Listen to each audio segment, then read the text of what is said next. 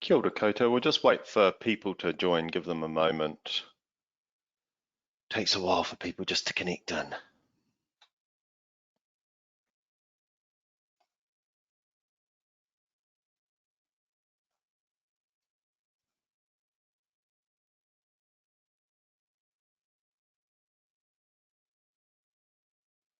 Okay. Tēnā koutou katoa, no mai haere mai. No mai haere mai ki te BioHeritage Bites webinar, Guiding Biodiversity Efforts Using a Remote Sensing and Machine Learning Approach. Tēnā kōrua Kevan, kōrua ko Kiri, our data scientist Kevan and co-lead Kiri. Great to have you here today. I'll just open this webinar with a karakia timatanga. Whakataka te hau ki te uru, whakataka te hau ki te tonga, kia ma kina ki uta, kia ma taratara ki tai, ihi aki ana te atakura, hi tio, hi huka, hi hauhu, ti hei mauri ora. Ko Daniel Patrick ahau. I'm Daniel Patrick, co-director along with Sean Ogilvie at the Biological Heritage National Science Challenge. I'll be facilitating this webinar today. Firstly, just some housekeeping. So you'll notice that you've got a dashboard. It depends where you've placed it, but there is a webinar guide in the handout section on the platform. If you're experiencing any issues, please look at this. For the session today, we'll have about 15 minutes for the presentation from Kevan. Kiri's here to support in terms of any questions, and submit those questions through the question section on your webinar dashboard. So you'll see that there, the little question. Try and put in succinct questions, please. That is helpful for us just to go through. We'll do our best to answer all those questions in the Q&A section at the end, but if we run out of time, we will follow up after the webinar, and we expect to actually publish both the recording and the answers to those questions. So as I say, kia ora anō, Kevan and Kiri. So Kevan Cote is data science for Eco Index, joining from Hamilton, and Kiri Wallace, University of Waikato co-lead, and is joining to support Kevan with any questions and or the discussion. Kevan works at Ag Research, and you may have seen recently there was a great bio and piece on Kevan through our newsletter, and involved in tracking the welfare of goats, but now he's applying his skills in Eco Index, which is fantastic. So this presentation today is about the Eco Index team developing a novel remote sensing technology for understanding and guiding biodiversity enhancement efforts across Aotearoa New Zealand. The goal is to autonomously identify changes in ecosystem types and characteristics. So the data science team has designed an approach applying these remote sensing and machine learning technologies to data that they've got. So Kevan will share about this. I think he's got some areas that he might want input, and we're always looking for those that have, I suppose, quality data to contribute to the confidence we have around these things. And Kevan might, and Kiri might touch on those things. So I'll pass it over to you, Kevan. I'll go into the background, and I think you will as well, Kiri, and we'll come back in about 15 or so minutes. Kia ora koutou. Kia ora, Daniel. I'll just share my screen, get it all rowdy up here. Right, well, thank you very much for the introduction. Yeah, I'm a data scientist with the Eco Index program, primarily working with remote sensing. As Daniel mentioned, I have sort of a background in detecting goats and goat behavior, and it sort of doesn't necessarily mend well with ecology, but as you can imagine, there's a bit of crossover as far as machine learning goes. Really though, what I want to talk about here is the Eco Index program, and what you can see is we have sort of these 5 main areas that we're focusing in as far as the Eco Index program. But specifically, I want to talk about the remote sensing tools and the approach using remote sensing that we're going through. So as you can imagine, what we're trying to do is use remote sensing imagery, imagery of essentially the entirety of Aotearoa, to pick up on the biodiversity that we currently have, and try to create these remote sensing tools to continually capture and measure the biodiversity. And what I want to do is sort of overview the approach that we're taking here. And what we've done is, if you're familiar with GIS work, is kind of this layer approach. It's a filtering, if you will, of how we can look at this data to sort of get to the point that that we want to do, using the remote sensing and machine learning to filter the data through. And what I've made it kind of analogous to is what I'm calling the eco-index tree, which you can see in the corner there. The first layer, which is our broadest layer, is the catchment layer. That's kind of your root system. And then you work your way through the ecosystem layer, restoration, investment, sort of as you work your way up. And then as you combine all those together, you get the sort of outline of what we're looking for. So I'll go through these layers. And the first one is the catchment layer. So with the Eco-Index program, we're working with a lot of proof of concept partners, which is very handy as far as being able to sort of share data and get some really good ground truthing, know what is actually on the land that we're looking at. And the first step is to narrow our looking down to that catchment layer. You can imagine looking at an image that's, high quality satellite of the entirety of Aotearoa is a large data set. So being able to narrow it down to a catchment where in this catchment here, this is the Pokai Whenua catchment group, sort of about 50 kilometers outside of Hamilton. Contains about 120 something farms, I believe. So a bit more manageable as far as being able to think it through. Part of this, though, is we can't just say, great, that's a catchment. We actually have to be able to communicate with these GIS, spatial layers, and then the machine learning approach that we're actually going to be taking, which in this case is Python. So unfortunately, this isn't the most flattering work in the world. It doesn't look great. It's just a bunch of background programming, but it is a lot of the groundwork that we're currently going through and creating these translation layers so that going forward, we have that all set up for us. The next layer is the ecosystem layer, and these are the actual different ecosystems that we're trying to identify. One of, a couple examples could be a wetland ecosystem, podocarp, different types of native biodiversity, et cetera. And we've narrowed it down to 15 categories. These include a lot of the land care database 5 categories, and then we split some of those up to a bit more detail, and then removed some that just weren't quite relevant to our project as well.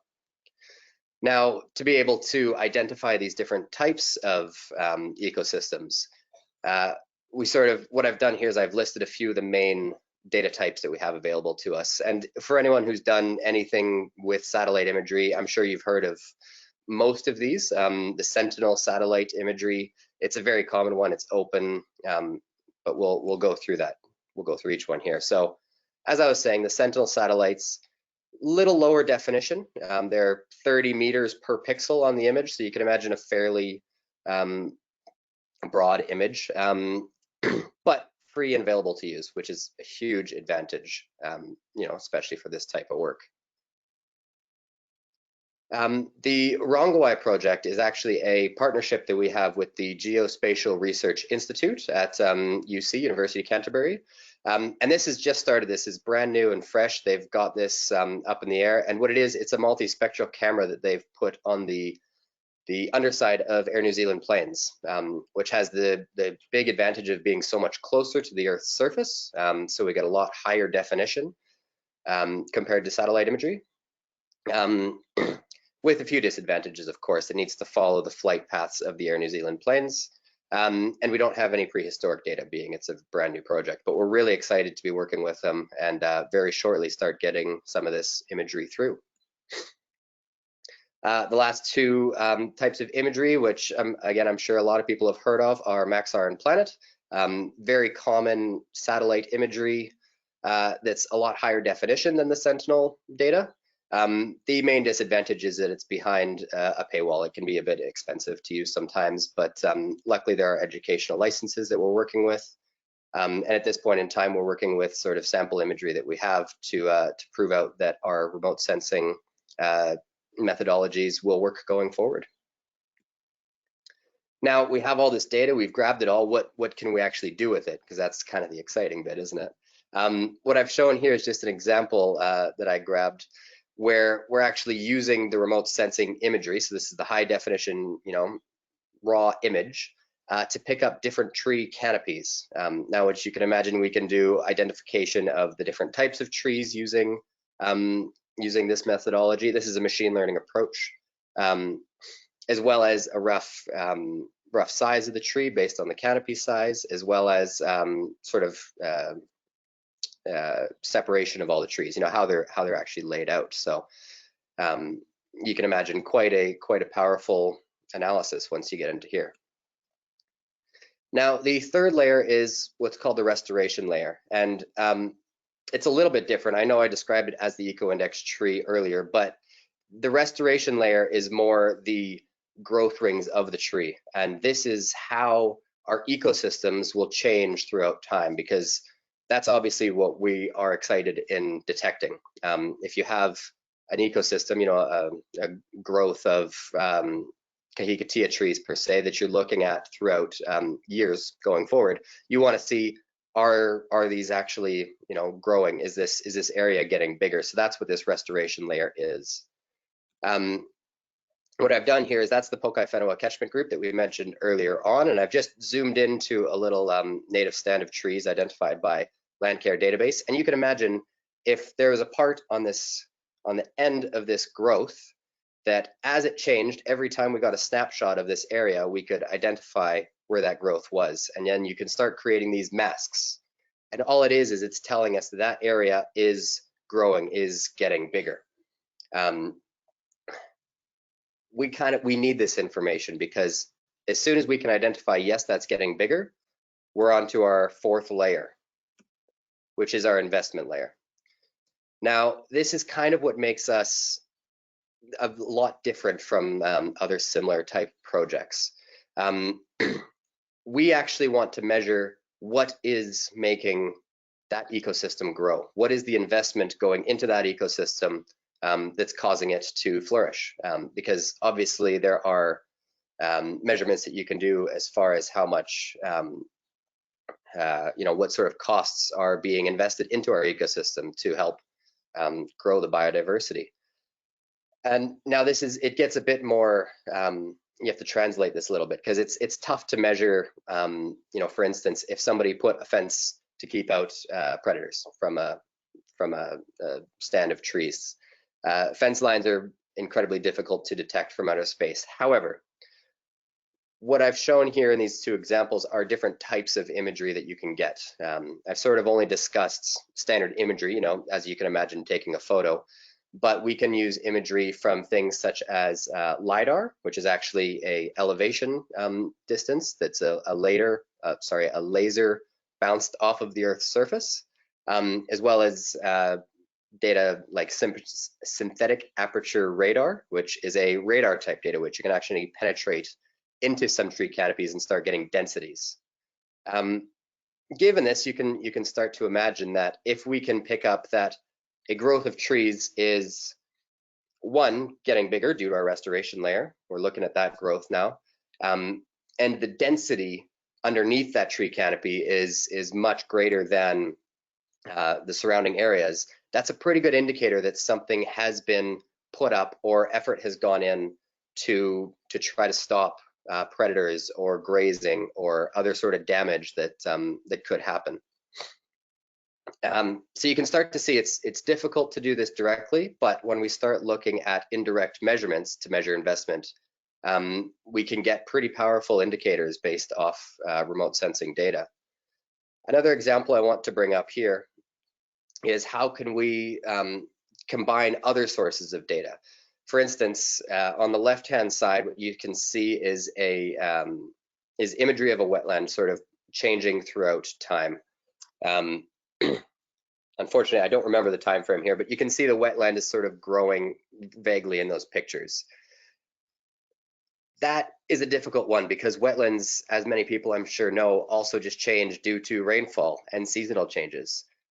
So what else can we start looking at, and what other data sources, such as native bird life? Are native birds flourishing, nesting within these areas because they're cleaner and helping promote breeding. So a lot of what we're also doing is grabbing data from these other sources, such as bird counts and surveys, to help build this investment layer that we're trying to look at. Sort of underpinning all of this, you can imagine that we've now built this model. These are our 4 layers that really help us to identify how much investment is going into our native biodiversity. And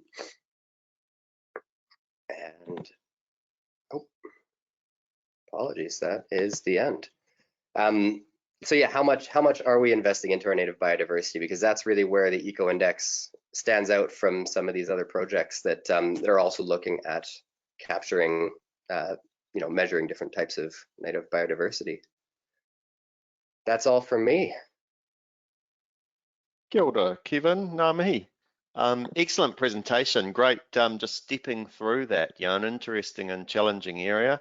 Like hearing about the data components, the innovation, the collaboration, including with Air New Zealand Craft. That's fantastic in terms of what you're bringing in there. Yeah, I'm interested in some of these other data sources and types, and whether you're getting access to them, and how to actually build what is really novel and significant here for us, and I believe internationally. So do please put in any questions in the webinar, in the webinar dashboard.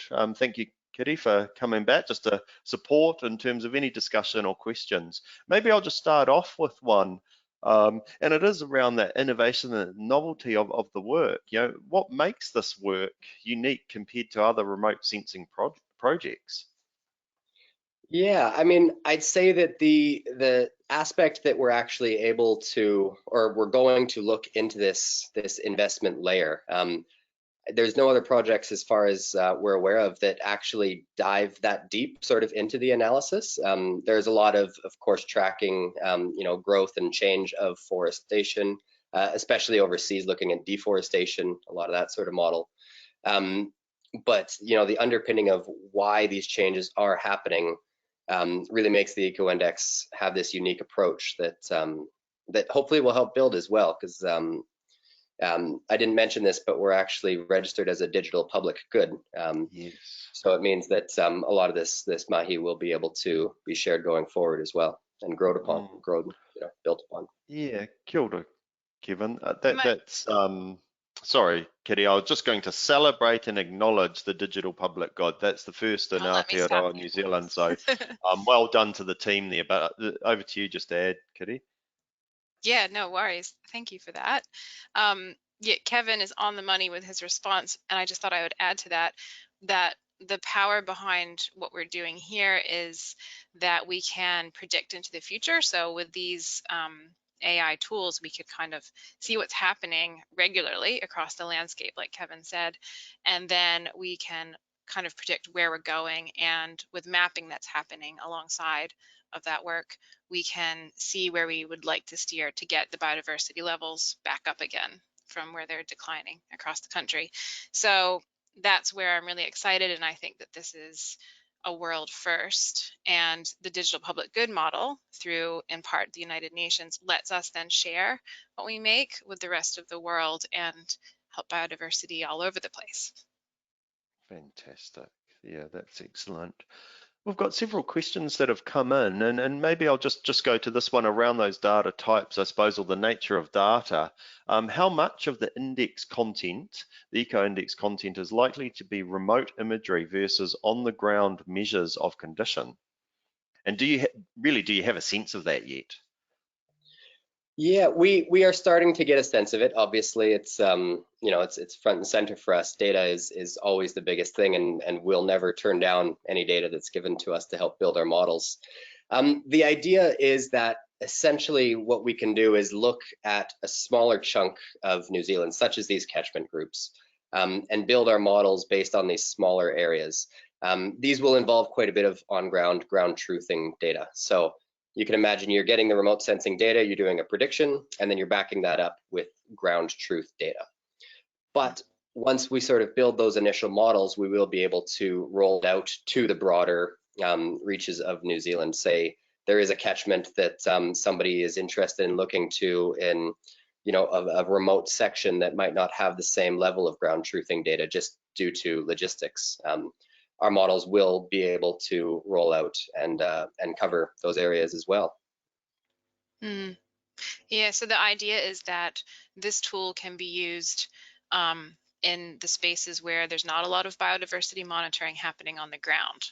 And it's not a substitute for some of the really refined surveying that you have to do on foot, for sure, for some of the organisms that are out there, but it's way better than nothing when we have a huge amount of landscape to cover.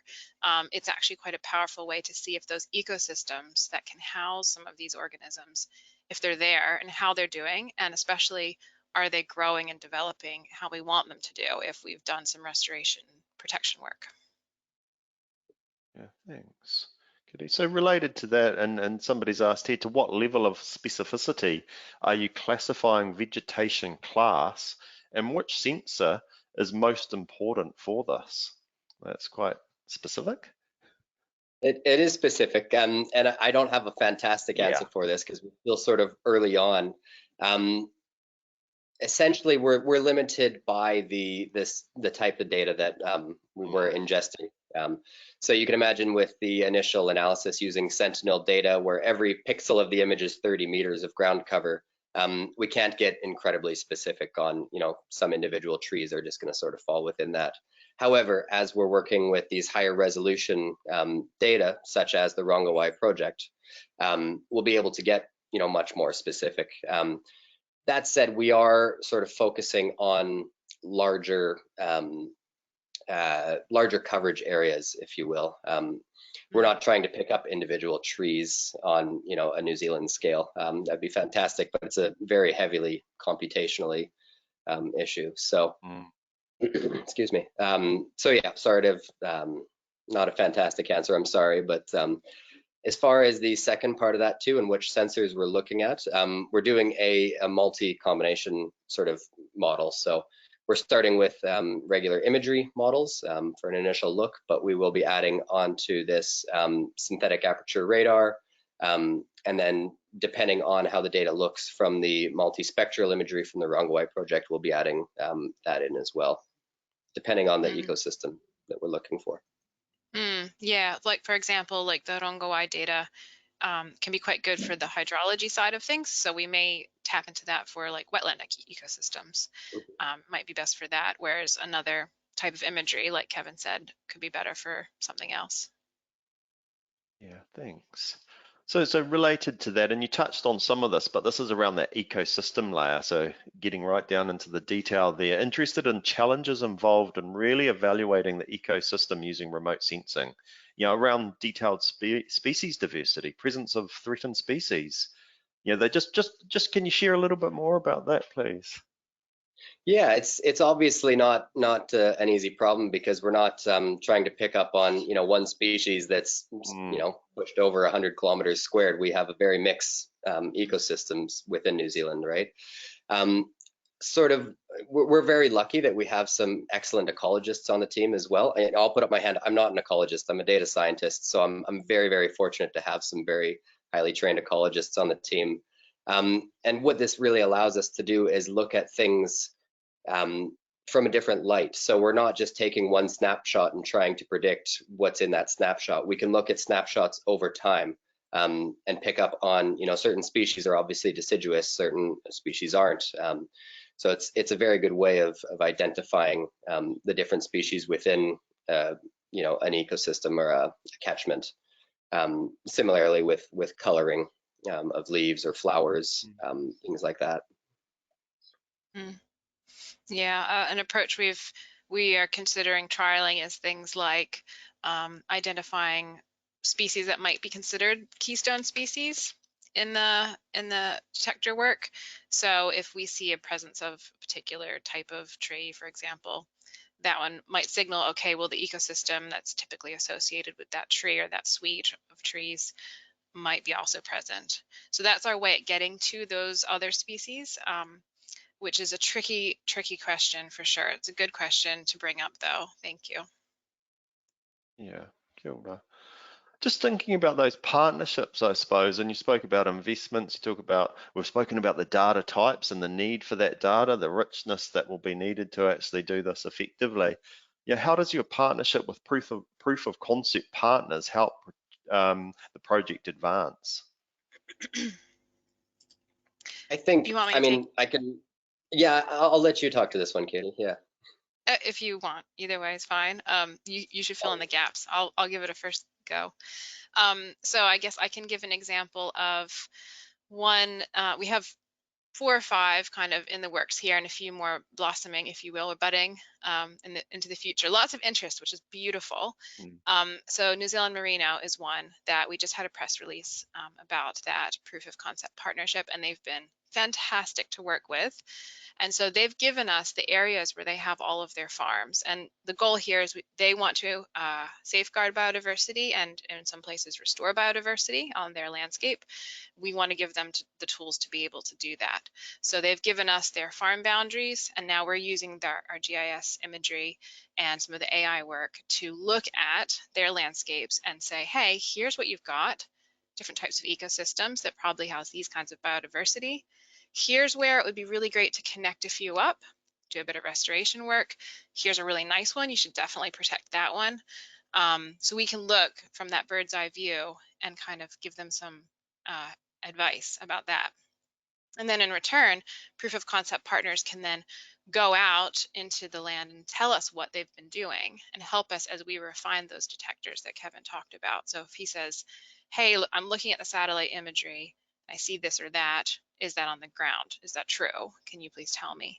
And I'll stop there because actually that's Kevin's territory. If you want to comment on that part of it, Kevin.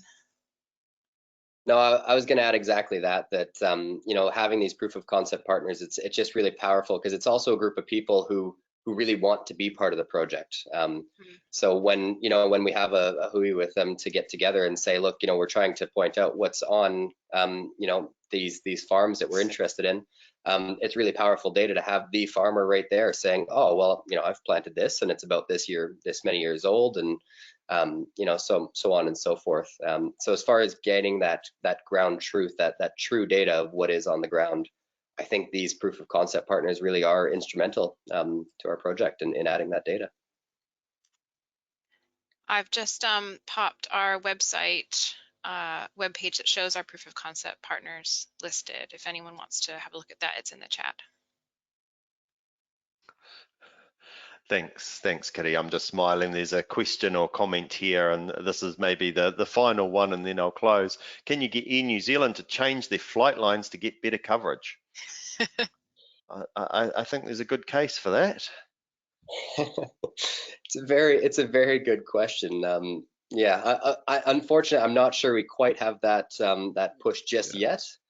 However, as there's more and more, you know, push for government policy to change, you know, especially what's going on with the ecosystem, you never know. If anyone's willing to invest as well into putting a plane up for us, we'd be willing to talk to them. So. Yeah. I'll add to that too, absolutely. And you may remember back in the presentation, in Kevin's presentation, there was the map of New Zealand with all those lines all over it. There is really good coverage, and in fact, I've been advised by people who are smarter than me that there's probably enough coverage there that the modeling will be quite robust to then predict for where the gaps are for what's going on in those spaces.